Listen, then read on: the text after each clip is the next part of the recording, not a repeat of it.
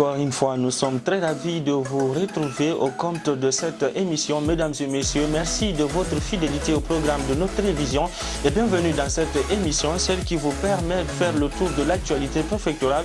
Au menu de ce jour, en prélude de la célébration de la fête de l'Aïd El-Kébir, l'association des animateurs des 13 quartiers, quelques associations volontaires, notamment l'association Yété Colonie, ont eu l'initiative d'assainir les lieux de culte pour enfin chercher à limiter le risque de propagation du nouveau coronavirus dans les lieux de culte lors de la célébration de la fête de Tabaski. Et puis électricité, manifestation à Kankan, on en parle également dans cette émission. Des jeunes sont une nouvelle fois descendus dans les rues en ce mardi 28 juillet 2020, mais ces derniers ont été dispersés à coups de gaz lacrymogène par les forces de l'ordre. Nous allons également parler de cette actualité et c'est dans la seconde partie de cette émission. Mesdames et messieurs, gardez votre position de suivi. Les détails, c'est dans un instant.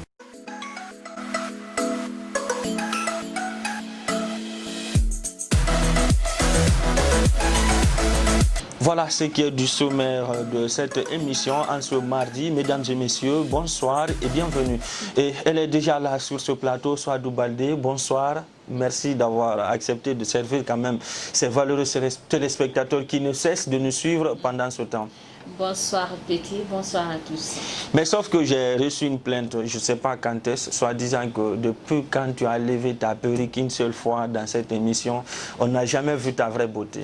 La vraie beauté reviendra après, mais quand cela ne tient, toi aussi, quand tu te rases, tu viens ici en africain. Tête nue. Ah, moi donc, aussi je vais aller donc l'identité africaine, c'est quand... L'Africain est connu comme ça. Non. Avant. Comme ça comment? Avec les locailles, tête bien rasée, sans aucun cheveu.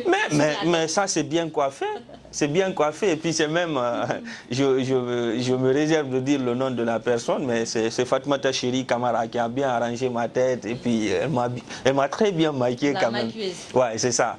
Merci à elle. Ou bien toi tu n'as pas à la remercier parce que je sais. N'ai pas à la remercier. Pourquoi? Parce qu'elle ne m'a pas maquillée. Oh là là, il faut pas avoir quand même une certaine idée de jalousie. Quand elle me maquille demain, je vais la remercier. Allez, j'espère que vous avez largement compris, c'est juste une petite parenthèse qui était ouverte par Souadou Baldé qui joue jusqu'à présent à la jalousie. Et voilà, je disais tantôt dans l'introduction de cette émission que l'association des animateurs des 13 quartiers et les associations d'ailleurs des animateurs des 13 quartiers Yété Colonie ont une nouvelle fois eu l'initiative d'assainir les mosquées afin de limiter les risques de propagation du coronavirus dans la préfecture lors de la célébration de la fête de l'Aïd El-Kébir. Et voilà, concernant l'association des animateurs de 13 quartiers de Fria, ils ne sont pas à leur premier acte. D'accord. Ces jeunes volontaires ont toujours œuvré dans l'assainissement de la ville de Fria. Effectivement. Pour rappel, ils ont d'abord assaini le marché après la pulvérisation engagée par le DNI, le Directeur national de l'impôt, en l'occurrence Charles-Marie Sakamara. Après la pulvérisation de ce marché, ces jeunes animateurs de 13 quartiers de Fria ont assaini tous les coins et recoins du marché central de Fria. Effectivement. Après cela, vous n'êtes pas sans savoir que ces jeunes aussi s'engagent à construire avec, bien sûr, le soutien de certaines personnalités de la ville, à construire un 5e hangar pour les femmes qui revendent juste des feuilles à côté des 4 autres hangars. Donc, c'est pour vous dire qu'ils ne sont pas à leur première initiative. Ces jeunes ont toujours œuvré comme ça. Si aujourd'hui, ils s'engagent à assainir les lieux saints, les mosquées, pour empêcher la propagation de la Covid-19 à Fria, on ne peut que les remercier et demander à ce que les autorités leur viennent en aide parce qu'ils ont signalé qu'ils sont en manque d'outils. D'accord, je pense que ça serait d'ailleurs, je ne dirais pas une obligation de la part des autorités, mais la direction préfectorale, je pense que si on regarde l'objectif que s'est assigné cette association, non seulement nous dire simplement qu'elle part assainir cette mosquée ou les mosquées de la préfecture dans le but de chercher à limiter les risques de propagation de la pandémie, je pense que la direction préfectorale devrait elle-même s'interpeller sans attendre à ce que l'association les nos appels. Et maintenant que l'association a souligné un manquement, je pense qu'il y a lieu à ce que la direction préfectorale, à travers son directeur, Ibrahima Kankalabe, réagisse, parce que ces jeunes ne font pas ça pour eux. Ils le font pour tout Fria. Ils le font pour la santé de tous les citoyens de Fria. Ils le font également pour accompagner cette même direction dans son combat. Son combat, c'est quoi? C'est de limiter la chaîne de propagation de la pandémie à Fria. Aujourd'hui, les cas positifs, nous étions à 70 et quelques. On ne sait pas aujourd'hui ou demain s'il n'y aura pas d'autres cas positifs qui seront à Fria. Donc je pense qu'il y a lieu, et le bon moment, c'est que Dr Ibrahima Kankalabe réagisse, parce que son président, il a dit, tu l'as signalé tout à l'heure, donc s'il y a lieu, vraiment, il faut que ces départements, la commune, la mairie et la direction préfectorale puissent accompagner ces jeunes afin qu'ils puissent aboutir à l'objectif qu'ils se sont assignés de façon objective, sans qu'il n'y ait d'autres dérangements, parce que le manquement quand même peut les empêcher, quel que soit leur engagement, quelle que soit leur détermination, mais s'il n'y a pas d'équipement, je pense que c'est la motivation qui sera là, mais l'aboutissement ne sera pas vu. Voilà, l'aboutissement ne sera pas vu si toutefois ils ne sont pas accompagnés. Oui. Il faut également souligner que l'association de ces 13 animateurs n'est pas la seule association à effectivement, il y a également Yoto Colonie, oui. Il y a l'association Yoto Colonie, oui. Et il y a aussi Ajalf. Ok. Ajalf, je pense.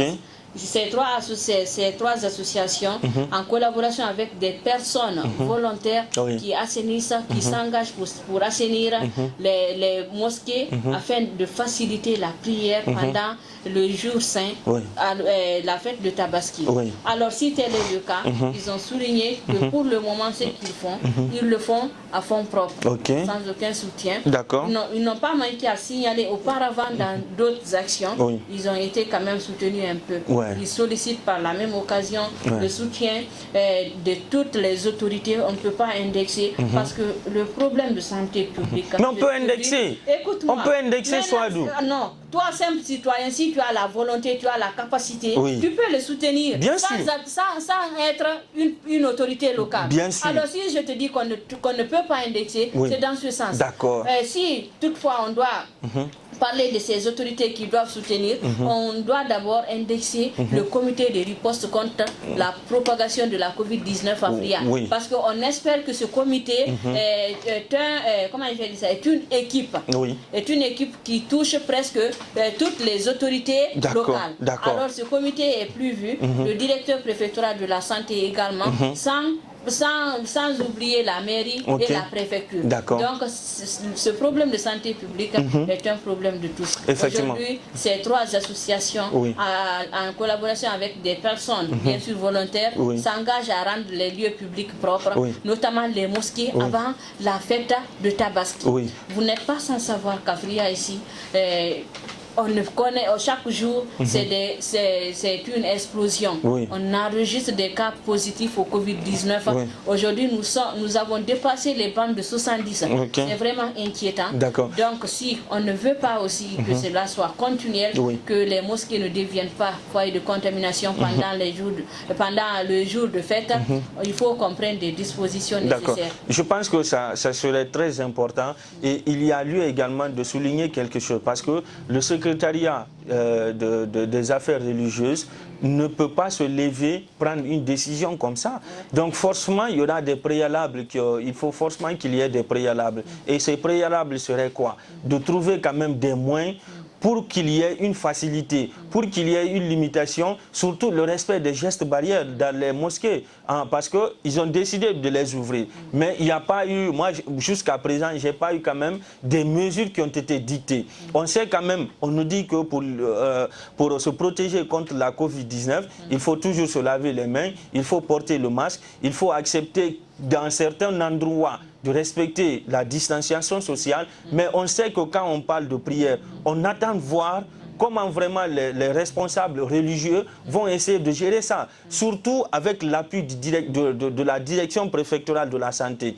Parce qu'aujourd'hui, c'est une affaire qui incombe sa responsabilité. La responsabilité lui incombe. Donc forcément, il faut que la direction préfectorale de la santé s'implique. S'impliquer en quoi faisant? Le jour de la fête, est-ce qu'il faut chercher à ce qu'il y ait une distanciation sociale entre ceux qui vont aller prier? C'est important. Est-ce qu'il faut chercher également à se rassurer que tout citoyen présent sur les lieux de prière accepte de porter des bavettes? Ou est-ce qu'il faut mettre au niveau de la rentrée de chaque lieu de culte, en tout cas des kits sanitaires, pour que chaque citoyen qui vient effectuer la prière puisse se laver les mains avant d'avoir accès à ces lieux? Je pense que ça serait nécessaire. Mais si on prend cette mesure d'ouvrir ces lieux de culte sans pour autant trouver des préalables, je pense que le risque serait encore grand soit. Et on ose croire que d'ici le jour J, d'ici la fête, le jour de la fête de Tabaski, le gouvernement annoncera certaines dispositions. Espérons. À Fria ici, il y a le lieu le plus convoité pour faire cette prière en public, c'est le terrain Concossina. Et puis c'est combien de fois il y aura de effectivement là-bas. Surtout que ça fait longtemps les gens ne prient pas ensemble. Ça fait longtemps. Donc il y aura de l'engouement. Les fidèles musulmans n'ont pas eu la chance de prier pendant la fête du Ramadan. Effectivement. Donc cette fois-ci, personne n'aura voulu rater ce grand événement. Alors si tel est le cas, il faut signaler que les autorités chargées, de la gestion de la pandémie à Fria doivent agir au bon moment. Chercher des kits sanitaires, il n'y a pas une seule porte d'entrée là-bas. On peut rentrer par tous les coins. Alors, ils n'ont qu'à chercher une quantité suffisante pour mettre sur tous les coins afin de permettre les fidèles musulmans de se laver les mains avant de partir prier et exiger que chacun porte sa bavette ou son masque. Alors, si cela, une fois que cela est dit, il faut signaler également qu'on doit interpeller ici les citoyens. Parce qu'il n'y aura pas que des enfants, il y aura des âgés. Et ce qui est marrant dans ça, il y a même des pères ou des mères de famille qui ne croient pas jusque-là à l'existence de la pandémie. Alors, tu vas voir ces genres de parents partir dans ces lieux sains sans se protéger. Qui vont refuser catégoriquement de se laver les mains, n'est-ce pas? Alors, pour ce genre de personnes, faut-il les empêcher de prier ou bien les crier dessus? Alors, il faut interpeller aussi la population, il faut qu'on soit discipliné, il faut qu'on soit discipliné pour ne pas qu'on connaisse à Fria ici une explosion de la pandémie, plus qu'on n'en a jamais connu. Je pense que la plus grande désolation, c'est lorsqu'on oblige un parent ou lorsqu'on oblige un citoyen à prendre, en tout cas, à prendre des précautions pour sa propre santé. Je pense que c'est une désolation. En tant que citoyen conscient, comme le fait déjà cette association ou comme le font déjà ces associations, je pense que tout citoyen devrait s'inscrire dans cette logique. On ne peut pas aller dire qu'on va laver la mosquée ou on peut rester à la maison sans aller laver ses mosquées. Mais je pense que pour sa propre santé, il ne faut pas attendre à ce qu'on t'oblige. Parce que quand tu meurs, tu pars pour tout bon. Tu ne reviendras pas. Tu ne reviendras pas. On ne revoit jamais quelqu'un qu'on a déjà enterré. À moins que ça soit, en tout cas, dans un rêve. Mais physiquement, c'est impossible. Donc je pense que ces associations font quelque chose de bien, font des actes positifs. Pour beaucoup plus appuyer ce que ces associations font, je pense que le secrétariat des affaires religieuses devrait forcément sortir, en tout cas, des préalables ou des dispositifs que lui-même, il va mettre en place pour la célébration de cette fête afin que les risques soient limités. Les communes, les responsables préfectoraux également, à eux également de prendre vraiment des précautions. On l'a tantôt dit, mais je pense que c'est nécessaire et ça va toujours revenir. Connaissant l'attitude du Guinéen, aujourd'hui ces associations sont allées laver les mosquées. Elles ont déjà souligné beaucoup de manquements. Donc pour combler tous ces trous, ça demande une assistance forcément de la part des responsables de la commune. Ça c'est un. Et de l'autre côté également, c'est toujours en ce qui concerne le respect des gestes barrières. Parce que ces associations ne sont pas allées laver les mosquées parce que les mosquées sont sales ou ne sont pas allées laver ces lieux de culte parce qu'ils le veulent, elles le veulent. Non, pas du tout. Elles l'ont fait pour un but. Et le but, c'est quoi? C'est de chercher vraiment à limiter les risques de la propagation de la pandémie dans la préfecture de Fria parce qu'à l'heure où nous sommes, les cas positifs ne font que grimper. Donc, citoyens et responsables préfectoraux, que chacun prenne ses dispositions pour qu'enfin ces associations puissent aboutir à l'objectif qu'elles se sont assignées. Parce que quelle que soit l'implication, quel que soit leur courage, quel que soit leur engagement, quel que soit leur, en tout cas, dévouement, si les citoyens et les responsables de la commune ne sont pas du tout motivés à les accompagner, je pense que la motivation sera toujours vaine. Voilà, ces trois associations et d'autres qui ont déjà fait avant ces associations doivent être encouragées. Il faut signaler également que ces jeunes ont souligné qu'ils voudraient couvrir tous les 13 quartiers, c'est-à-dire quoi? Assainir toutes les mosquées de la préfecture de Fria, parce que leur objectif c'est rendre la ville de Fria propre. Alors c'est pas une petite affaire, ils doivent être soutenus pour bien aboutir, pour atteindre leur objectif. Ils s'inquiètent aujourd'hui de la santé des Fria, pour la santé des Friakas. Alors, si tel est le cas, tout un chacun doit prendre conscience, leur venir en aide, en apportant, même si c'est 2 balais, c'est pas petit, des râteaux, c'est pas petit, des houes, ils en ont besoin. Donc ces associations... Et même un simple seau d'eau suffit aussi. Même un simple seau d'eau, c'est pourquoi je te disais tout de suite que ce n'est pas une affaire d'autorité. Toute personne de bonne volonté et a la capacité de les aider n'a qu'à le faire à sa manière. Parce que si tu ne peux pas assainir un lieu saint, les églises, les mosquées, mais tu assistes à ceux qui ont l'initiative d'assainir ces lieux. C'est déjà un grand pas. Effectivement, Donc on appelle ici à tous les citoyens de Fria de leur venir en aide pour qu'ils puissent vraiment redonner la préfecture de Fria sa vraie image, l'image de Petit Paris. Et voilà, mesdames et messieurs, c'est ce qui est bien dit par Souadou Baldé pour sa propre santé. Il faut que chacun de nous s'implique afin que la chaîne de propagation de la pandémie dans la préfecture de Fria puisse être limitée. Et c'est avec ces mots qu'on va marquer une courte pause, puis on revient pour la seconde partie de cette émission.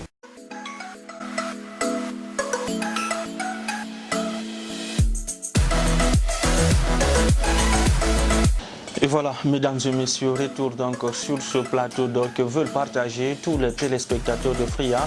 Et vous nous suivez pendant ce temps grâce à l'appui technique de notre doigté magique Amarati Getroua Kamara, Souadou Baldé, bon retour sur ce plateau.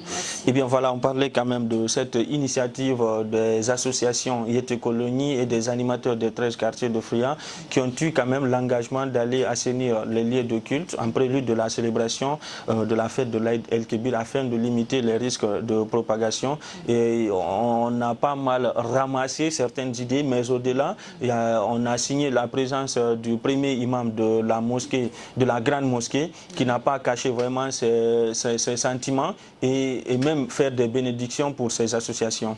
Et voilà, évidemment, le premier imam, Elhadj Salif Fofana, n'a pas manqué d'exprimer ses sentiments de satisfaction. Il a également béni ses jeunes. Parce que tout le monde passe voir l'état de la mosquée, mais ce n'est pas tout le monde qui s'engage dans l'assainissement de la mosquée.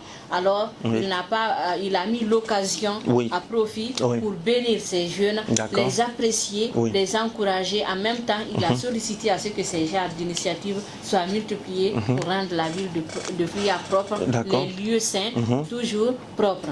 Et il faut également signaler, à côté de ces associations, il y avait aussi des femmes. Il y avait des femmes issues d'autres associations qui ont exprimé leur sentiment de satisfaction, leur joie à propos de la réouverture exclusive des mosquées pendant la fête de Tabaski. Je pense que c'est quelque chose de positif. Espérons que vraiment l'initiative puisse aboutir, en tout cas, et que l'association atteigne les objectifs qu'elle s'est assignés. Et voilà, mesdames et messieurs, on va changer de chapitre. Comme prévu, déjà, on va parler de cette manifestation à Kankan, des jeunes en colère, en tout cas pour l'instant, retomber face à la détermination des forces de l'ordre ou de forces de sécurité ce mardi. Ces jeunes du mouvement citoyen pour l'électrification de la Haute-Guinée ont été dispersés par les agents massivement mobilisés dans plusieurs pick-up. La manifestation a été vite étouffée dans l'œuf par les forces de sécurité. Les jeunes ont fui et se sont désormais mis à l'abri de leurs ennemis, comme ils le disent déjà à Kankan.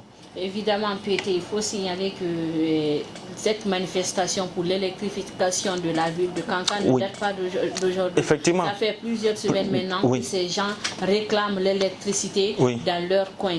Alors, la tension ne fait que dégénérer. Il y a eu des dizaines d'arrestations.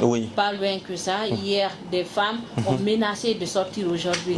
Mais à leur fort étonnement, ce matin même, très tôt, les forces de l'ordre ont investi, ont fait irruption dans toutes les rues de Kankan pour les empêcher de manifester.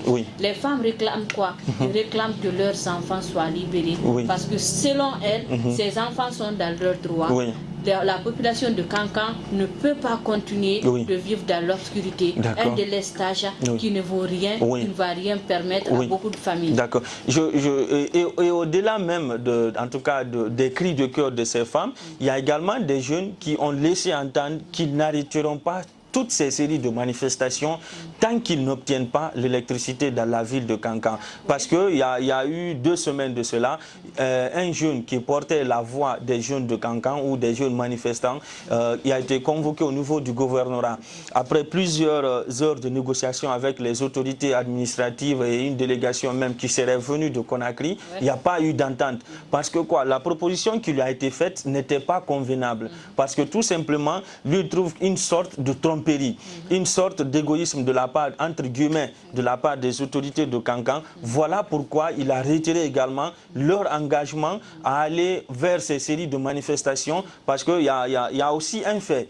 Le gouvernement a envoyé 20 groupes électrogènes, dont 16 qui étaient neufs et 6 qui devraient en tout cas être assistés pour qu'il y ait une fourniture exacte du courant. Mais le problème c'est où? C'est la consommation de ces machines, de ces groupes électrogènes. Voilà pourquoi ces jeunes n'ont pas du tout accepté le fait. Parce qu'ils ont laissé entendre également que le gouvernement veut vraiment marcher sur leur engagement. Parce que ces machines ne pouvaient pas aboutir. Parce que des groupes électrogènes qui consomment des milliers de litres, en tout cas de carburant par jour, ne peuvent pas être alimentés 24 heures sur 24 parce que tout simplement, ces jeunes veulent avoir le courant 24 heures sur 24 à Kankan. Et également, je dirais au-delà de ça que le gouvernement est victime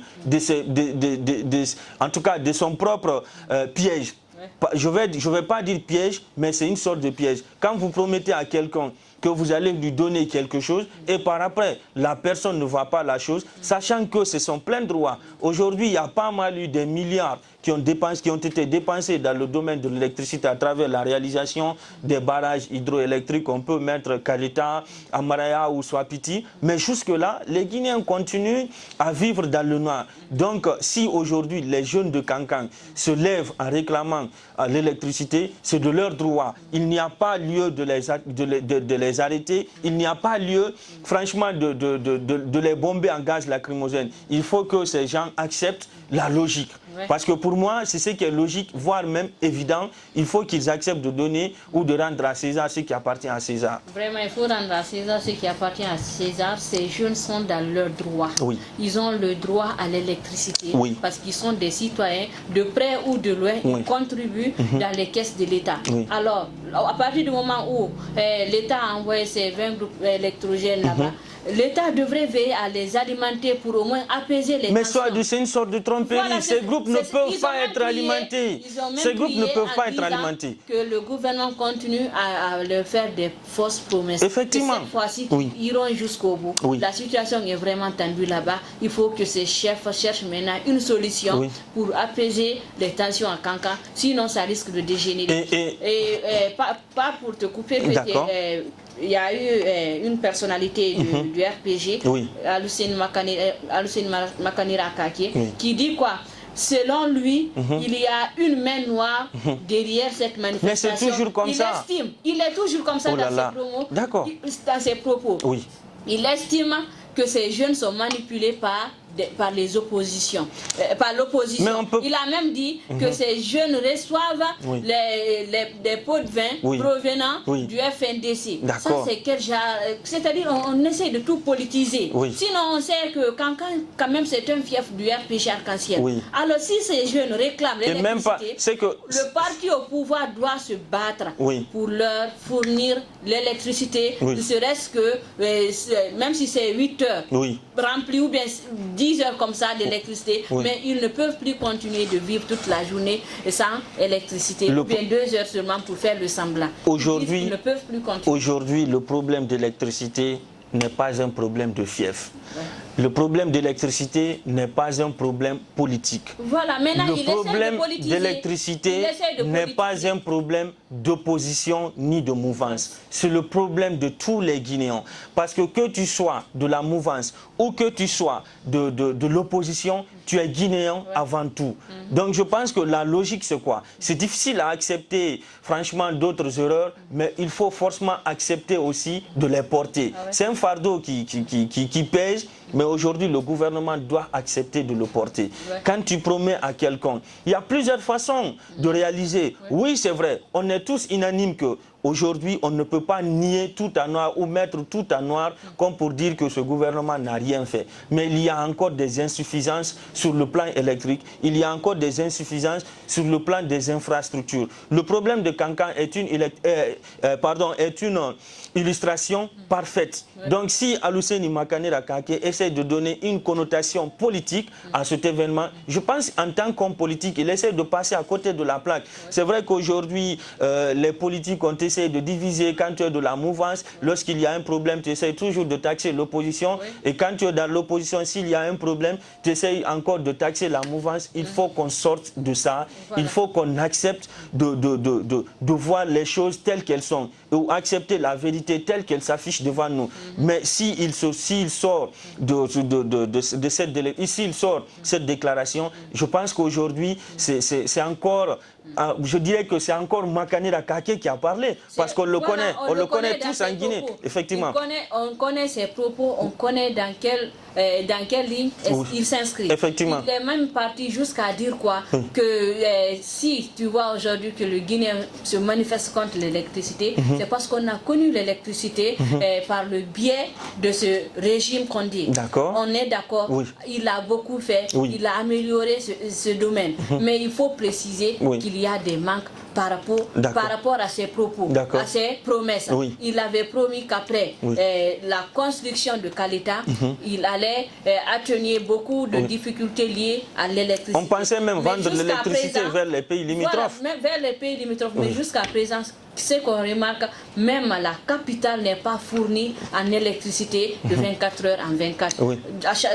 À chaque fois, on voit des manifestations par endroits à Conakry à cause de ce manque d'électricité. Donc on arrête de politiser l'affaire et qu'on trouve une solution pour cette population qui continue à manifester jusqu'à présent. Effectivement, ça serait en tout cas quelque chose de très important pour les Kankankans, ainsi également pour toute la Guinée, parce que l'obscurité n'a pas de distinction. Il n'y a pas à dire que oui, puisqu'il est de la mouvance, il faut qu'il y ait de l'obscurité chez lui, ou il n'y a pas à dire que puisqu'il est de la mouvance, aujourd'hui nous sommes tous des Guinéens. Et si vraiment ces hommes politiques veulent en tout cas l'évolution du pays, il faut qu'ils acceptent de faire des discours qui sont présentables même à dimension internationale. Mais si en tant qu'homme politique qui se dit que oui, je veux en tout cas un lendemain meilleur pour ma nation, mais qui sort toujours des déclarations partielles. Parce que lorsque Aluseni Makane Rakake s'exprime ainsi, je pense que c'est seulement les personnes qui se trouvent dans son clan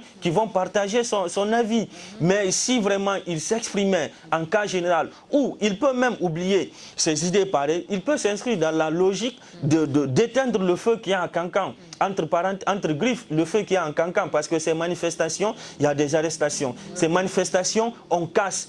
Il y a même eu une descente très massive de la part des militaires pour essayer de disperser ces manifestants. Je pense qu'aujourd'hui, au-delà de ces déclarations, au-delà de ces faits, il y a lieu également de sortir des déclarations qui sont des déclarations qui rassemblent tous les habitants de Kankan. Parce que quand tu es fâché, si Makane s'exprime ainsi, imaginez vraiment si parmi ces manifestants, il y a des personnes qui ne partagent pas ces idéaux, ces derniers vont forcément manifester. Et ce serait même de leur droit. Donc en tant qu'homme politique, il doit sortir des discours de rassemblement, des discours qui unissent tous les habitants de Kankan. Parce qu'il y a même eu une sortie sortie d'un imam qui a demandé aux jeunes de se calmer. Voilà encore une source de colère de la part des jeunes manifestants qui n'ont pas du tout laissé ça passer inaperçu. Automatiquement, les jeunes ont une nouvelle fois manifesté leur mécontentement. Voilà, cet imam n'a pas été le premier peut-être. Ils ont même eu un des ministres oui, notamment ou le ministre de la Défense, Mohamed Diani. Oui. Mohamed Diani, il a été hué là-bas. Oui. Donc c'est pour vous dire que ces jeunes en ont marre des fausses promesses. Oui. Ils veulent maintenant des pratiques, des réalisations concrètes. Il faut qu'on trouve des solutions, que le gouvernement essaye de faire quelque chose. Et puis à cela, il faut ajouter, on aurait souhaité en Guinée ici que ces politiciens arrêtent de s'accuser de se taxer à chaque fois. Dans le camp de l'opposition, s'il y a un petit poussin touché, on accuse la mouvance. Dans le cas de la mouvance, s'il y a un petit poussin également touché, on accuse l'opposition. Ça, c'est quel genre de politique? On ne peut pas avancer comme ça. De mélanger la Guinée, de s'aimer la zizanie dans notre pays. Que cela s'arrête. On arrête de faire des fausses promesses. Parce que dès que tu promets quelqu'un, il a la promesse en tête et il attend à chaque fois la réalisation de cette promesse.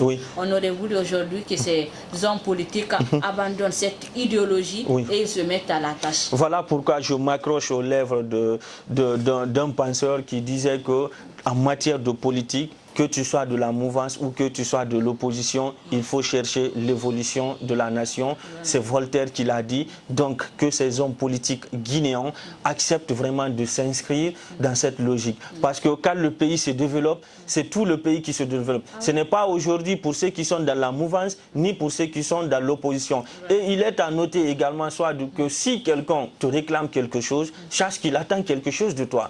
Donc si aujourd'hui les habitants de Kankan réclament l'électricité, le gouvernement doit forcément accepter de porter le fardeau parce que c'est de sa responsabilité. On ne peut pas aller prendre quelqu'un de la mouvance, de l'opposition qui n'est même pas au sein du gouvernement pour lui demander de faire quelque chose pour la nation. C'est vrai que la personne aura quelque chose à apporter, mais c'est minime par rapport à ceux qui ont main dans la pâte. Main dans la pâte, il y a aujourd'hui le ministère de l'énergie et de l'hydraulique qui est déjà là. Donc à travers la mise en place des micro-barrages, même s'il ne faut pas chercher à mettre en place des barrages hydroélectriques comme Caleta, mais aujourd'hui il y a des cours d'eau qui peuvent permettre l'installation des micro-barrages un peu partout. Surtout que Kankan, il y a le fleuve Niger, il y a le fleuve Milo également qui peuvent leur faciliter la tâche. Au lieu de bastonner ces populations, ou au lieu d'arrêter ces jeunes, je pense qu'on doit accepter de porter ce fardeau parce que si Kankan a le courant, c'est pour tous les habitants de Kankan. Si Kankan n'a pas le courant, c'est aussi tous les habitants de Kankan qui n'ont pas le courant. Il n'y a pas de mouvance, il n'y a pas d'opposition. Si les intérêts tombent, c'est pour toute la population. Si ça échoue aussi, c'est pour tout le monde.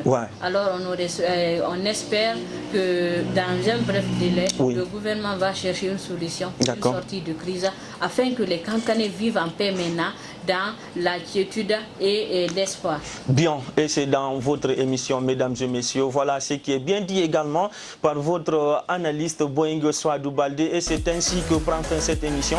Merci à toutes et à tous de l'avoir suivi. Merci à Bambo Kourouma, merci à Fatoumata Diarra Evari, merci à Cheikh Ahmed Tidiane Diallo. Merci également au daté magique de cette émission, Amarati Getroua Kamara. On se reprend demain pour un autre numéro. À très bientôt. Au revoir.